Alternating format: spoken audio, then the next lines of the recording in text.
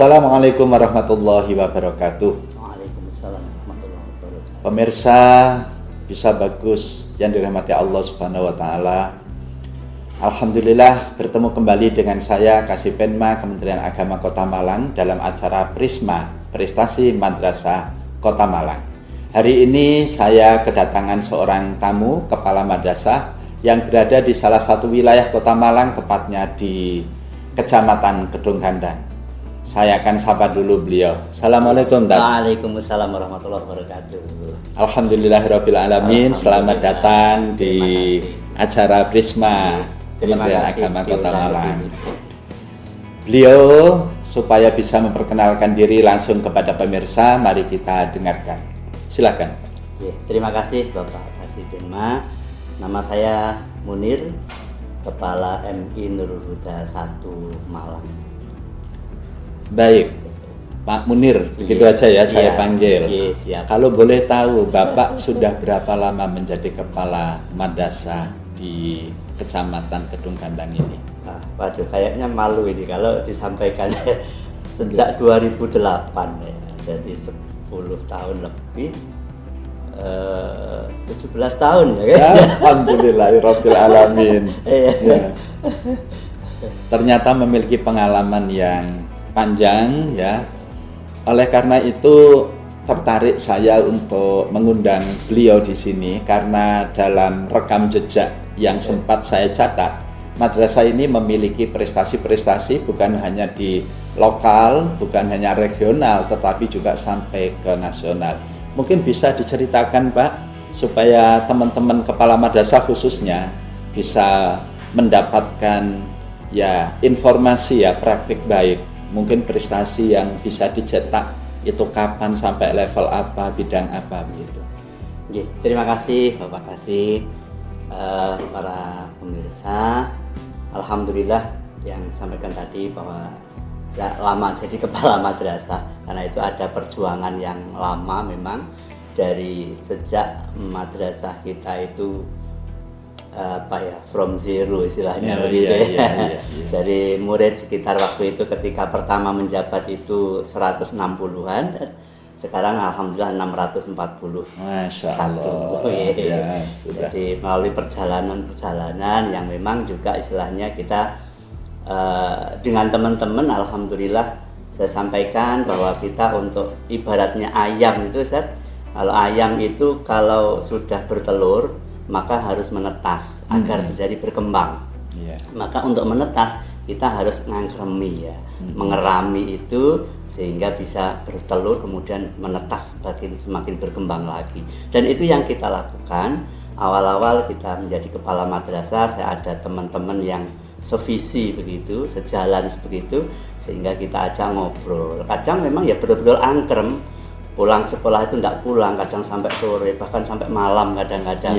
Itu terus menerus apa yang bisa kita lakukan besok, apa coba kita kembangkan madrasah seperti apa, terus menerus. Dan itu ya sampai sekarang, walaupun jam kerja kalau saya 6 hari mestinya sampai jam 2, tapi kita sampai jam 4 sampai jam 5 ya, setiap harinya seperti itu. Itu perjuangan dah yang kita lakukan seperti itu. Kalau terkait prestasi, alhamdulillah anak-anak kita dan juga guru-guru dan madrasah itu juga penuh semangat saya melihatnya, sehingga prestasi dari kota sampai kemudian nasional itu bisa tercapai. Alhamdulillah kemarin kalau saya hitung itu ada 118 prestasi, dan di tahun kemarin 124, jadi 2 tahun ini sudah itu mulai kota, provinsi sampai nasional. Kira-kira begitu. Alhamdulillah. Untuk prestasi nasional mungkin bisa diceritakan, kemarin kan sempat saya lihat dapat penghargaan yang berkaitan dengan madrasah ramah anak. Nah ini kan menarik, karena apa?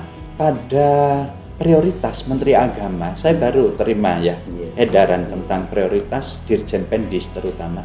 Di situ salah satunya adalah ramah anak. Nah mungkin bisa diceritakan konsep yang diterapkan seperti apa, kemudian implementasinya barangkali ada tantangan, tapi kemudian mampu mendapatkan penghargaan sampai di nasional. Betul itu tentang ramah anak itu ya? Betul. Jadi kemarin kita mendapatkan penghargaan dari pengurus besar LP Ma'arif ya, yang berpusat di Jakarta, itu membuat video profil madrasah dan sekolah ramah anak. Nah, itu apa yang kita lakukan di madrasah, meliputi dari ada sarprasnya, juga kegiatannya yang menunjukkan sekolah ramah anak. Dari fasilitas-fasilitas, misalnya tempat-tempat yang nyaman. Kita untuk ngaji ada gazebo yang kita buat, sehingga anak merasa nyaman untuk belajar, itu nyaman. Kemudian juga para guru senantiasa kita sampaikan sikap ramah terhadap anak itu betul-betul senantiasa kita sering sampaikan, sehingga kita harapkan tidak ada sampai bullying, itu jangan sampai terjadi di madrasah kita. Dan alhamdulillah Bapak Ibu guru juga memahami itu, dan itu yang akhirnya membawa kita memperoleh prestasi nasional di bidang sekolah ramah anak itu. Satu pertanyaan berkaitan dengan ini. Bicara ramah anak itu kan bukan hanya bicara fasilitasnya, kemudian kegiatannya, tetapi bagaimana membangun sikap, budaya, guru-guru mampu, telaten ya mendampingi anak-anak seperti itu. Lalu anak-anak juga demikian dengan teman-teman sebayanya, sehingga tidak terjadi bullying dalam berbagai bentuk. Prosesnya itu barangkali. Terima kasih. Untuk mengembangkan atau melaksanakan sekolah ramah anak ini, kita juga ada hal utama yang harus kita perhatikan, yaitu kedisiplinan. Guru-guru kita disiplinkan. Kalau masuknya 6.30, 6.25 guru harus sudah di madrasah. Sehingga menghindari hal-hal yang tidak kita inginkan. Ketika ada anak tapi belum ada gurunya, itu bahaya. Kadang-kadang terjadi pertengkaran macam-macam gitu. Jadi sehingga itu betul-betul kita ankan. Kemudian jam kosong kita hindari betul, jam kosong tidak terjadi. Sehingga kita mengangkat satu guru yang khusus untuk mengisi jam kosong. Jadi dia itu tidak punya jam, hanya ngisi jam kosong. Tapi ternyata setiap hari yang ngajar, karena ada yang nggak masuk. Tapi alhamdulillah anak-anak terkondisikan sehingga tidak ada jam kosong, sehingga kemungkinan hal-hal yang pertengkaran, bullying, macam-macam itu bisa dihindari, sehingga itu bisa berjalan dengan baik. Alhamdulillah, ini berarti salah satu tips yang bisa menginspirasi Bapak Ibu ya.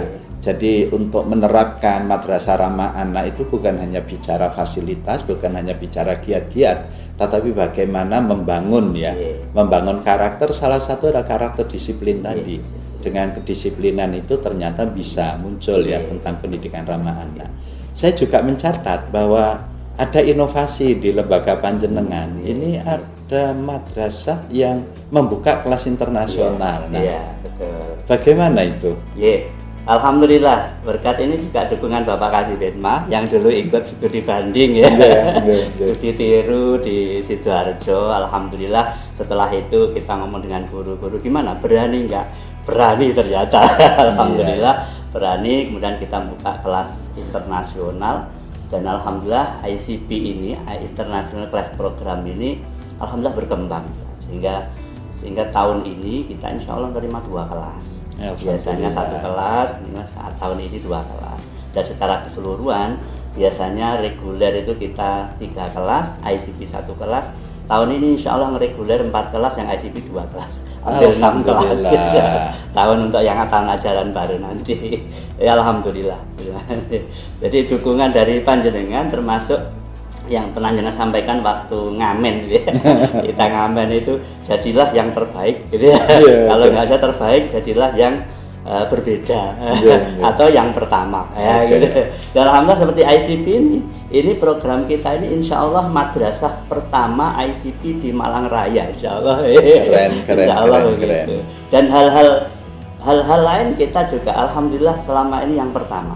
Kita dulu menerapkan metode UMI Al-Quran itu katanya UMI Foundation, ini madrasah formal pertama yang pakai ilmu metode Umi. Iya. Kemudian kita kemarin juga pakai Al-Miftah, itu juga pertama, pakai An-Nasr, itu juga yang pertama untuk di Kota Malang ini. Nah, berarti ya Bapak Kepala ini selalu memiliki program-program. Nah, yang ingin saya ulik juga ya, madrasah swasta itu kan memiliki pimpinan langsung itu di yayasan. Bagaimana kemudian mengkomunikasikan program ini dengan yayasannya sehingga mendapatkan dukungan, bukan hanya dukungan kebijakan tapi juga pendanaannya itu seperti apa. Karena di swasta itu unik ya, yayasan itu bermacam-macam. Nah, mungkin bisa berbagi dengan teman-teman yang ada di luar sana. Ya, yang kebetulan karena bermacam-macam itu tadi yayasan itu yang di tempat kita, alhamdulillah memberikan kebebasan kepada kepala madrasah, termasuk untuk mengelola keuangan. Sehingga ketika kita diberikan kebebasan itu lebih mudah berkreasi ya, seperti itu, tidak terkekang oleh yayasan. Dan kebebasan yang ini kita laporan, laporan, dan beliau melihat hasilnya itu sudah senang, melihat hasilnya gitu, wah udah berkembang bagus ini. Jadi alhamdulillah yayasan di kami sangat mendukung untuk itu. Berarti di situ prinsip akuntabilitasnya kelihatan dengan hasil-hasil yang bisa dibaca, prinsip transparansi tetap dilaksanakan dan laporan rutin. Nah, itu termasuk poin-poinnya sudah. Sekarang pada posisi ini, apakah sudah puas begitu, ataukah ada target lain untuk kedepannya seperti apa ini Nurul Huda itu? Mau buka cabang atau bagaimana? Ya. Kalau puasnya manusia kayaknya nggak ada puasnya. Tetap ada keinginan. Jadi kalau dulu waktu kita bangun kampus 2 itu kan Yai Marzuki ya, yang meresmikan itu untuk peletakan batu pertama. Beliau nyampaikan waktu itu juga menjadi spirit bagi kami. Ini insya Allah MI Nurul Huda ini jadi matahari dari timur, kata beliau begitu. Dan alhamdulillah kalau sekarang ya kita bersyukurlah capaian-capaian yang ada sekarang ini patut kita syukuri. Seperti waktu kemarin Porseni itu kita ada 19 kejuaraan itu. Kemudian kita juga alhamdulillah patut kita syukuri untuk kedung kandang ya. Ya dulu kadang-kadang kita agak under kurang percaya diri itu karena kedung kandang itu.